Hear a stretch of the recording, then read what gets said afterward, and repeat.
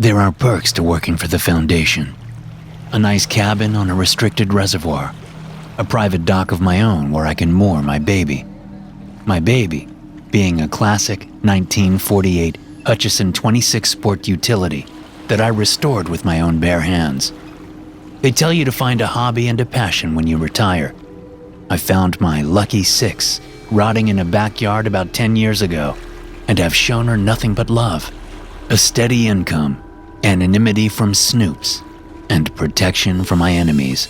I may have left the life a decade ago, but memories are long and enemies have a way of showing up when you least expect them. Overall, it's a decent life. A life I'm enjoying from my back deck with a strong cup of black coffee in hand when my phone rings. The New Jersey Department of Environmental Protection. It's not really them, just a front the Foundation uses to keep the reservoir off limits from the public. Something about timber rattlers being endangered. It's a slim cover, but if it works for them, then great. I answer. "Let me guess," I say without a hello. "Pigs won't do." "No," the guy on the other end says. "they've grown bored." "Time frame?" I ask. "Within the next 3 or 4 days." The guy answers. "After that?" "Yeah, after that they start to roam," I say, finishing the thought for the guy. "And we don't want that," the guy says. "No, we don't," I say. "I'll make some calls." "We're counting on you," he says. "No problem," I say and hang up. I sip my coffee for a few more minutes. Not everyone in Leeds Point, New Jersey is on the Foundation's payroll. Only a handful. It's that handful that I call. I haven't even hung up from my last call when I already have a voicemail waiting for me. I listen to the voicemail and smile. Couldn't be more perfect. Devil in a Blue Dress is the name of the souvenir shop. When your town is next to the Pine Barrens and close to a legendary off-limits reservoir, said town tends to attract a very specific type of tourist. Those looking for the Jersey Devil. Half goat, half man, half bat, all teeth and claws. That is not the depiction I'm looking at on the front window of the shop. Nope. This one is a cartoon Jersey Devil in, as you can guess, a blue dress. Puns and tourist traps go hand in hand. It's the American way. The bell dings as I open the shop's door, and I don't have to search the place in order to find my target. Hard to miss a 20-something asshole in a tank top and board shorts shouting at a helpless clerk. "What the fuck do you mean the lake is closed to the public?" he shouts, pounding his fists down on the counter like a petulant toddler. To her credit, the clerk barely blinks as the little shit keeps pounding and pounding. I quickly scan the shop and see 7 other 20-somethings, 3 boys and 4 girls, an aisle away, pretending to study the myriad of devil tchotchkes that line the shelves. Their snickering at their friends' antics is a dead giveaway. The clerk, Tammy Sosnowski, catches my eyes as I enter the counter, and I see her relief at my arrival. Oh, this little shit must be a peach to get under Tammy's skin. "I hear you're looking for a ride across the lake," I say, casual as can be.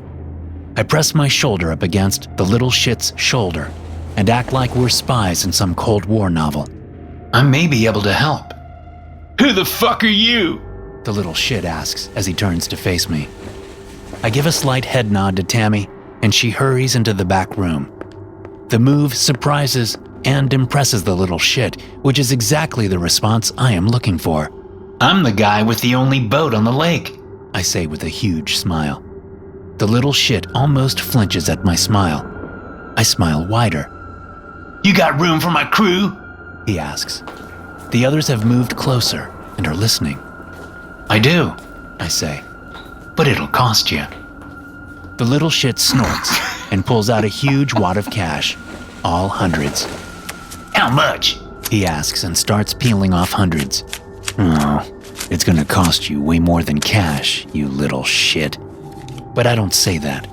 Instead, I hold out my hand when he's peeled a respectable amount of bills off his roll. Then I smile as wide as I can. I've been told it's my best feature. What the hell are we listening to? The little shit asks me. I squeeze my eyes tight for a second. The kids these days. Hey, Grandpa, I asked you a question. I pull back on the throttle and let the boat slow to an easy cruising speed. The motor putters as I turn to regard my passengers. What I want to do is put a bullet between the eyes of each of the young fucks, even the girls. I'm not sexist. Trash is trash. But these young, attractive, oblivious morons aren't mine to put down. I'm simply the procurement and delivery system. The boss, I say as I drape my arm across the top of my seat, giving them my wide smile. The boat isn't big, but the boys are, so they have their girls sitting on their laps. Not quite enough room for everyone to have their own seats. Not that the girls seem to be complaining.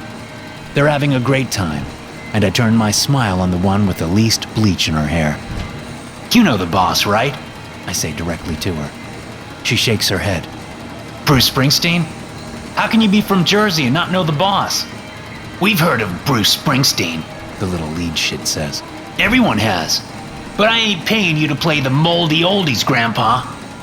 No, I guess you ain't. I reply and widen my smile. Any requests? Requests? The little shit asks. He smiles at his friends and they all laugh. Nah, just turn that shit off. We got the tunes covered, Grandpa. One of the girls leans down and rummages in her bag. She pulls out a plastic tube, which I realize is a speaker. The wonders of modern technology. I turn my music off and focus back on driving the boat as the kids listen to some very loud music that I can't identify. Is it hip-hop or rap or hard rock, dance music? Kids dance to stuff like this, right? I push the throttle and let them laugh and shout over the thumping beat of whatever it is. Doesn't matter to me. They may not know who Springsteen is, but I know who they are. I may have retired to Leeds Point, but I still pay attention. In New Jersey, it pays to pay attention. I chuckle at my little pun. What's so funny, Grandpa? The little shit shouts in my ear. I wince and he laughs. Then he shoves his arm past my face and points at the shore that's getting closer by the minute. That where the cabins are? He asks. That's where the cabins are, I reply. Good thing I'm going that way, ain't it? I side-eye him and can tell he's confused. The kid has plenty of bucks, but very little brains. My pop says to never come out here. The little shit shouts over the music and the motor. I just nod. He continues. You know why? Why? I ask, even though I know the answer. Oh, how I know the answer. The place was always a favorite spot of mine even before retirement. The perfect location to get rid of evidence, especially when that evidence is leaking bodily fluids and can be identified through fingerprints and dental records. I wasn't exactly surprised when the foundation offered me a job. I already knew what I was getting into, and I'd managed to do what very few had ever accomplished. I managed never to get eaten myself. The Jersey Devil, the kid says and slaps me on the shoulder. Can you fucking believe that shit? My pops, the most powerful man in the tri-state area, is afraid of some boogeyman. He turns to his friends. You hear that, boys? Vincent Abruzzo believes in the boogeyman. The boys laugh. The girls don't. They know when jokes are aimed their way and when they aren't. That's the life they lead. You know who my father is, don't you? The little shit asks me. I nod. I can't hear you, Grandpa. He yells right in my ear. I wince. He laughs. I know who the kid's father is. Vincent Abruzzo, head of the Gagliano crime family. A person to be steered clear of, that's for sure. Christopher Abruzzo is the little shit's name, and from what I've heard, he's making quite the name for himself. He just shook 3 counts of attempted murder and 1 count of manslaughter, got himself into a gunfight on the streets of Newark, and accidentally killed a little girl in the crossfire. But his pops has the best lawyers, very deep pockets, and more than a few civil servants in those pockets. And let's be honest here, this is Jersey, so people know which side their bread is buttered on. No one on that jury wanted a late-night knock at the door. They sure as shit didn't want to wake up with muscle standing over them and a .22 aimed between their eyes. In my former life, I was that muscle, except for a different outfit. And I used a .38, not a .22. Anyway, the kid got off. It was all over the news, and the papers and those online blogs. Or are they considered newspapers too? I can't keep up. All that matters is how lucky I am. Remember when I said the voicemail I got was perfect? Yeah, it's because these little shits fit into a demographic that if they go missing, the authorities aren't going to bat an eye. Missing mobbed up douchebags are a dime a dozen in New Jersey. Chrissy! One of the other young men shouts. When we getting there? I hear a girl giggle. Mandy has to pee, the young man says. I hear a slap and more giggling. When we getting there, Grandpa? Christopher asks me. Better be soon, or that piece back there is gonna piss all over your pretty boat. I've hosed down worse, I say and laugh, even though I'm 100% serious. I have hosed down way worse. Christopher eyes me for a second, then laughs too. When he stops, he leans even closer. I asked you a question, he snarls in my ear. Chrissy, let the old fart drive, another of the young men shouts.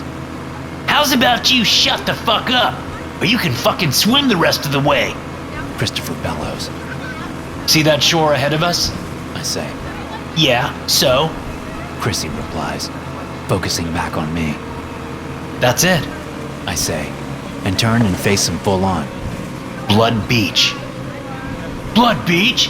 The third young man shouts. That really its name? Or are you fucking with us? That's what we locals call it, I say and shrug. You can call it whatever you want. I'm gonna call it Sex on the Beach, the second young man shouts. I could learn their names, but really, why bother? Some of the girls fake offense, and I hear a few playful slaps. Or they could be high fives. I don't know. My eyes are on the shore that's getting closer and closer, and the view behind me is blocked by Christopher's face anyway. His chin is nearly resting on my shoulder. I slowly turn my head and turn my smile up. His eyes are on the shore too, but he gradually notices me. When he does, he yanks his head back and glares. You trying to kiss me or something, Grandpa? He snaps. That'll cost you extra, I say. His eyes narrow, then widen, and he bursts out laughing. This fucking guy! He shouts and slaps me hard on the back. You hear that? I ask him if he's trying to kiss me, and he says it'll cost extra. The balls on this fucking guy. All the kids laugh. Good for them. It's nice to be young and happy and not give a shit about the future, or others, or anything. I let them have their happiness and focus on getting us as close to shore as possible. Happiness is fleeting, after all. I make my fifth and final trip from where I have the boat anchored in the shallows to the spot on the beach where I've been piling all their luggage and gear. Thanks, Grandpa, Christopher says and holds out his hand. Here's that extra, but no kisses. His crew cracks up as Christopher shakes my hand. I feel the bill pressed to my palm, and I pocket it. You don't look at the tip when a guy like this gives it to you. What you do is exactly what I do. I smile and say, Thank you, Mr. Abruzzo. Where are the cabins? The second young man shouts from the tree line. His girl is standing next to him, wriggling like she's going to have an accident in her cutoffs. They're up that way, I say and point toward the trees. But she can just use nature's facilities. Find a big bush and have a squat.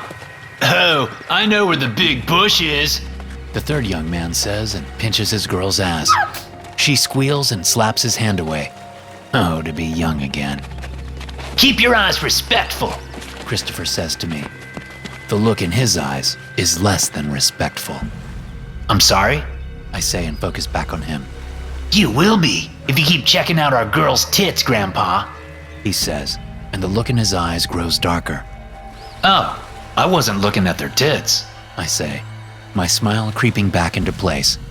just admiring your youthfulness. Yeah, right, sure you are, Christopher says, and brushes by me to one of the bags in the pile. He unzips the top, reaches in, and makes sure I notice the handle of the pistol. Then he lets go of the pistol and zips up the bag. How's about you keep that admiration to yourself? My apologies, Mr. Abruzzo, I say, and turn my smile all the way up. I lean in and lower my voice. Sometimes the dirty old man in me can't help myself. You know what I mean?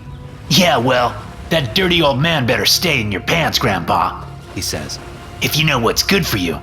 We understood? We're understood, I say and keep the smile turned up, then lay it on thick with an added, sir. that makes him happy. The kid probably has never been called sir by someone my age. The sirs are reserved for his father, not a little shit like him. He laughs, slaps me hard on the back, and walks off. She says she ain't gonna piss in the woods. The second young man shouts. No, wait. He's the third young man. Or the fourth? I can't tell them apart. I'll show you to the cabins. I say and walk away from the pile of gear. You just gonna leave that there? The young man shouts at me. Do your job, old man. I'll come back for them. I say and nod at the squirming girl. Let's get your lady to the facilities first. Yeah, you better come back, The young man says, puffing his chest out. we didn't pay for some slacker geezer to ruin our good time. You didn't pay for shit, Nicky. Christopher snaps. The mood changes instantly. The boys look wary. The girls look just plain scared. Christopher walks up to the young man. Nicky? Was that his name? Who paid Grandpa? Christopher asks.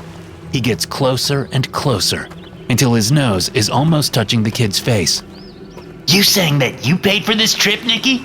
That what you're saying? Nah, Chrissy, I ain't saying that. Nicky replies and tries to take a step back. Christopher grabs his shoulders and brings him in closer so their noses do touch. They stand that way for a few seconds before Christopher starts laughing and shoves Nicky away. I'm fucking with ya. Christopher cackles. It's like a switch has been flipped. Everyone bursts out laughing. Christopher looks over at me and I just give him my smile. Come on, Grandpa. He says. Show us the cabins. This way. I say and walk past them and into the tree line. Pines, pines, pines. Everywhere you look, there's nothing but pines. I breathe deep and take in the rich scent of the dry needles below my feet. Their sharp aroma makes me think of my younger days. Days when I wouldn't have smiled at a kid like Christopher Abruzzo. No, a kid like this? He wouldn't have seen the smile until it was too late. Memories flood into my mind and I rub my hands together, remembering when they used to grip shovels and dig deep holes in the ground around here. Until I realized there wasn't any need for holes. The special wildlife took care of my problems for me. Good memories. Here we are. I say as the cabins come into view. 4 wooden cabins built decades ago. No one owns them, not officially. Where's the can, old man? Nicky shouts at me. Outhouse is back there. I say and point to a gap between the middle 2 cabins. It should have TP in there. If not, give a shout. I know where some is stashed in one of the cabins. The wriggling girl protests and complains. She and Nicky get into an argument about how could he bring her out into the woods and make her use an outhouse. She ain't no crunchy girl, whatever that means. Shut your fucking trap and go fucking piss. Christopher shouts. Nicky and his girl shut right the hell up. I snatch a look at her cutoffs to see if she's pissed herself, since the scared look on her face says it's possible. But no wet stains. For now, at least.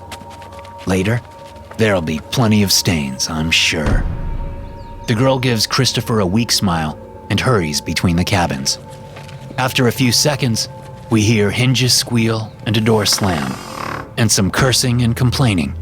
Anyone else got a problem with the facilities? Christopher asks. No one else has a problem with the facilities. I'll fetch the gear. I say and turn to walk back to the beach. You all have a look inside and pick your cabins. You gonna bring our luggage to the door? Christopher asks. Of course, Mr. Abruzzo, I say and pat my pocket.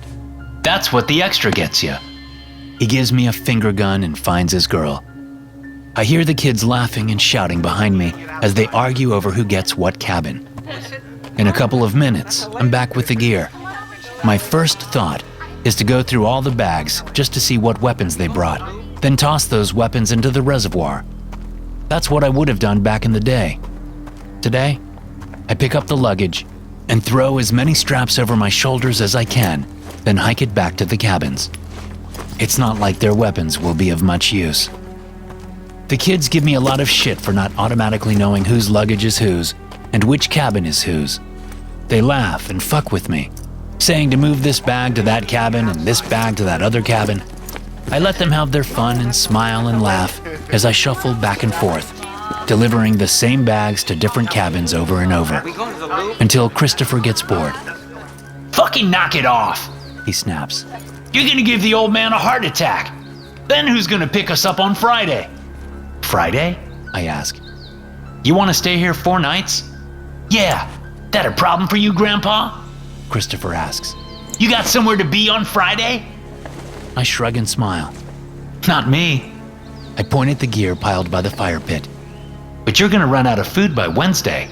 Christopher eyes the pile of gear and supplies, then nods at me. I see, He says and reaches into his pocket. and I bet you can bring us more supplies, that it? Happy to make a run to the local market. I say.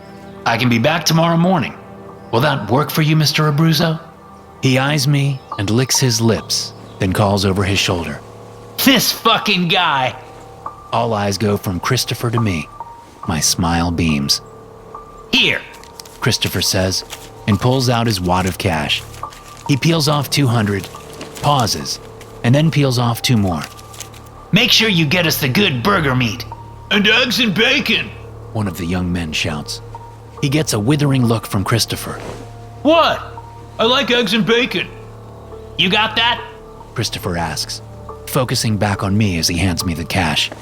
Good burger meat, eggs and bacon. I say. And a few more cases of beer, yeah? I bet you're gonna get thirsty with all the fun you'll be having. You keep your mind on your job, Christopher says. and leave the fun to us. I nod. I smile. I tuck the cash into my pocket. Always good to have a little extra money for groceries. My groceries, that is. I'll see you tomorrow morning. I say and head back to the beach. As I walk away, I hear one of the guys say, Shit, no fucking service out here. "No, you little shit, there isn't." My smile widens.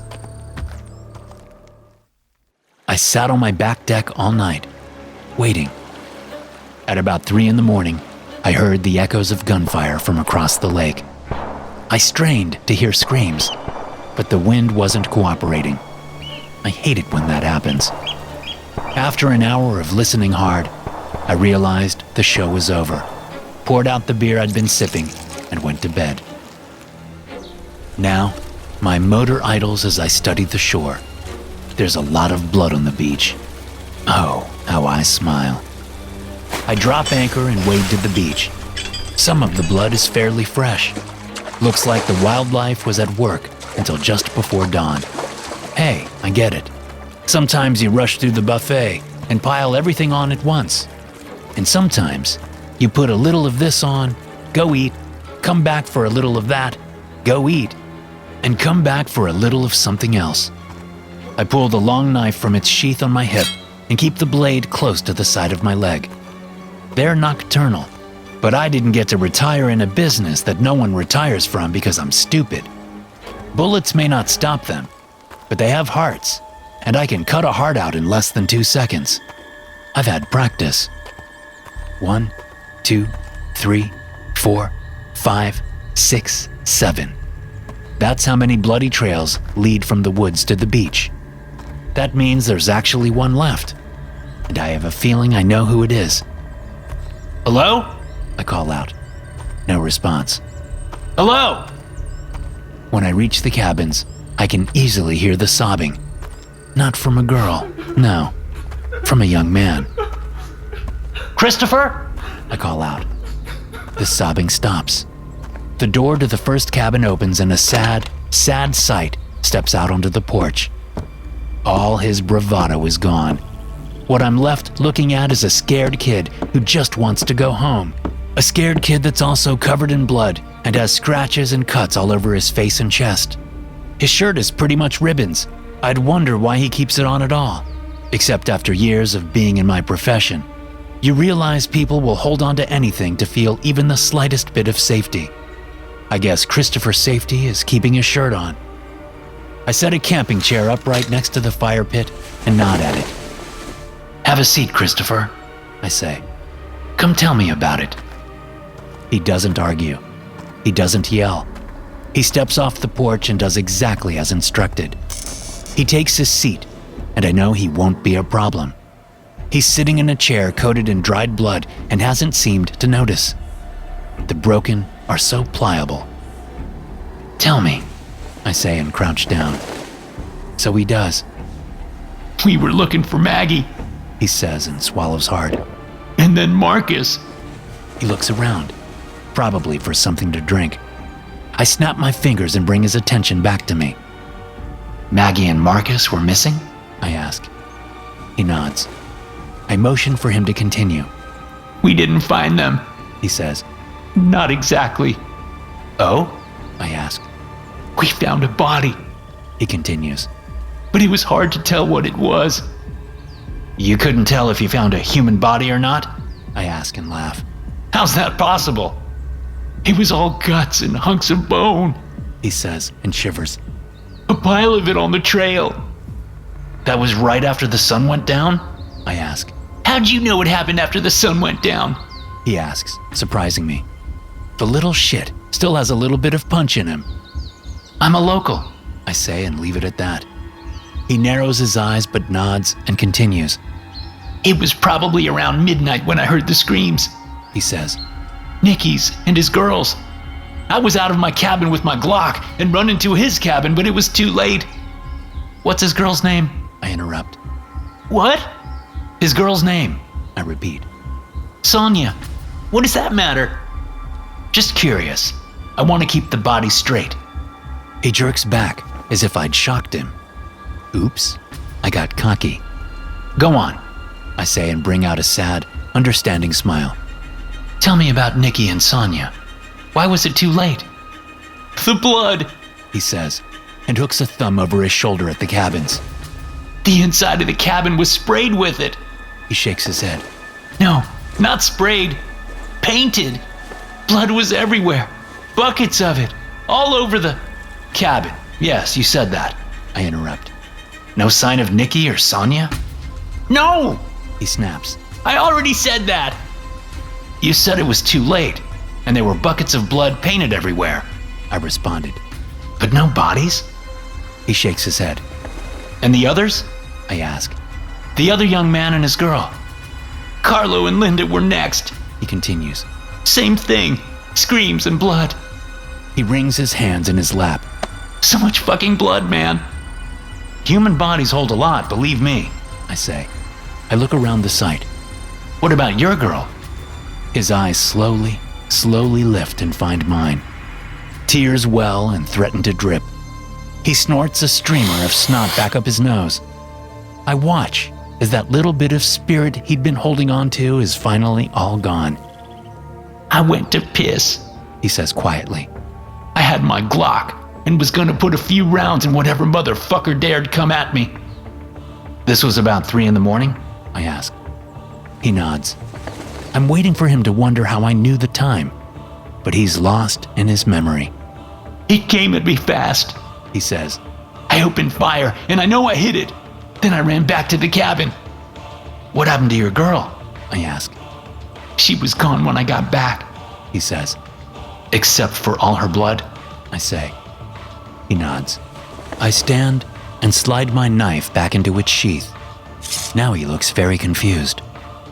You didn't try to run? I ask. Look for a way through the woods and find a road? I was waiting for you. He says, completely broken now. Well, here I am, I say. and I'm glad we got to have this talk. I turn my smile on high and focus it on him. He winces.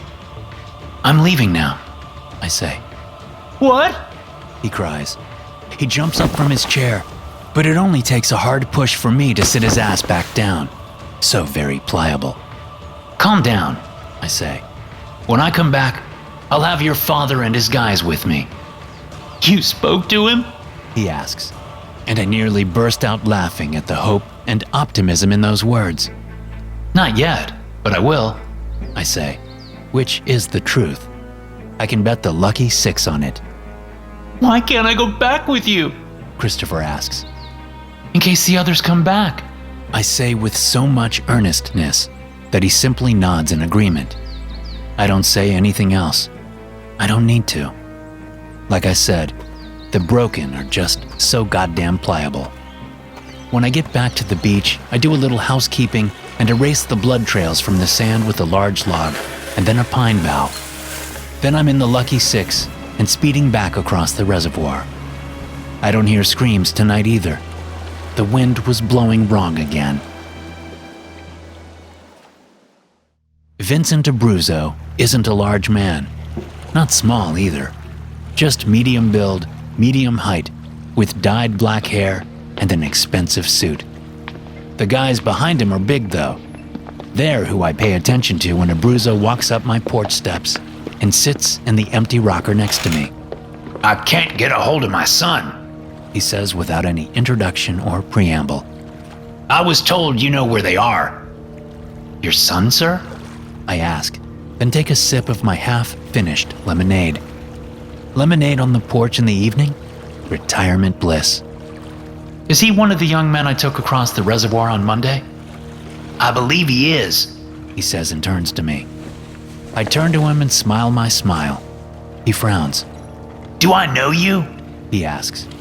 We've never met, no, I reply and sip. I'd remember. So you know who I am? He asks. I nod and sip. Good, good, he says and claps me on the shoulder. He squeezes, and unlike his son, his grip has nuance. It says good things can happen to me, or bad things can happen to me. That makes things easier. I can take you and your men over there if you'd like, I say. He gives me one last squeeze and nods. I'd like. Great, I say and stand up. Is now okay? Now is perfect, he says and stands with me. I take them to the lucky 6. I drive them across the reservoir. I watch as the sun slowly sets. I smile. Wait here, he orders as he and his men hop out into the shallows. I smile and nod. Be careful, I say. He glares at me. Why is that? The Jersey Devil, I say, stone-faced. Wouldn't want it to get you. He watches me, then laughs. His men laugh. The Jersey Devil, he says. I shrug and laugh with his men. Why not? It's pretty funny after all. He regards me for a second, then shakes his head. Fucking locals, he mutters. They reach the beach and are quickly lost in the shadows of the tree line. The sun has fully set. I start up the motor, and as I get the boat turned around, I wonder if I'll be able to hear their screams tonight. Maybe if the wind is right for a fucking change. My phone rings, and I set my cup of strong black coffee down. The sun is brilliant on the water, but I lift my sunglasses above my forehead so I can read my screen. The New Jersey Department of Environmental Protection. I was expecting your call sooner, I say when I answer. We heard you talking to the kid. The guy says. Good job confirming everything. Thanks, I say. I'm a professional after all. True, he says. When did the kid get it? I ask, knowing they not only heard everything, but saw everything. The Pines have more surveillance than Disney World. About 2 in the morning, the guy says. They let him stew in his fear. They must really have been bored to toy with him like that. Usually, he argues with me when I suggest they have thoughts and motivations like that. They see the devils as creatures only. But predators are a different breed. I'd know. What aren't you telling me? I ask, smiling. They kept one alive. He says after a short silence. That's so. My smile widens. The father, Vincent. He says. Interesting. I reply. We've only seen this a couple of times before. He admits. Some animals like to play with their food when they get bored. You're a sick fuck, you know that? The guy says. It doesn't bother me. He's called me that a dozen times. Someday I want copies of the footage. I say. For when I get bored. Jesus. He says and hangs up. I lower my sunglasses and watch the sunlight ripple on the water as I finish my coffee. Ah, retirement. My smile widens. I've been told it's my best feature. This story is based on SCP-4059. If you want to hear more stories like this one, check out my podcast, The SCP Experience. You can find hundreds of stories just like this one. Here is the description of the SCP. SCP-4059 is the collective designation for a series of anomalies centered around the Pinelands National Reserve in New Jersey, USA. SCP-4059-1 is a 30-meter radius circular freshwater reservoir located in the center of a 330-meter radius circular clearing located west of the town of Leeds Point, New Jersey. Directly encircling the reservoir are 6 abandoned single-room cabins, estimated to have been built within the last 150 years. A mass grave was uncovered by Foundation archaeologists along the westernmost edge of the clearing. The gravesite was found to contain the assorted remains of an estimated 72 infants, many exhibiting severe physical deformities. The reservoir and its constituent structures are not anomalous unless 2 compatible subjects attempt to perform Procedure 4059 Kamosh. SCP-4059-2 are bipedal Hircine creatures that exhibit numerous deviations from non-anomalous goats. Notably, SCP-4059-2 entities are approximately 2 meters tall on average, with functional chiropteran rings protruding from the shoulder blades, anthropoid forelimbs terminating in hooked claws, prominent incisors, vestigial anthropomorphic mammary glands on the chest, and a thin, hairless forked tail. Like many species of non-anomalous goats, instances have a pair of large, keratinous horns protruding from the top of their head and have a small, bearded wattle dangling from the base of the chin. SCP-4059-2 are adept predators, stalking and incapacitating prey with a bite to the throat. Instances have been reported to be able to move at speeds upwards of 90 kilometers per hour for brief periods of time in the pursuit of prey. SCP-4059-2 typically avoid human contact, but can become aggressive when trapped or provoked, and instances have been known to stalk and kill humans. At seemingly random intervals, SCP-4059-2 may return to SCP-4059-1 to drink. SCP-4059-3 is the personal journal of Jafet Bartoszewicz, a Polish immigrant. The journal includes details about the founding and daily life as a resident of SCP-4059-1, as well as instructions as to the proper execution of Procedure 4059 Kamosh.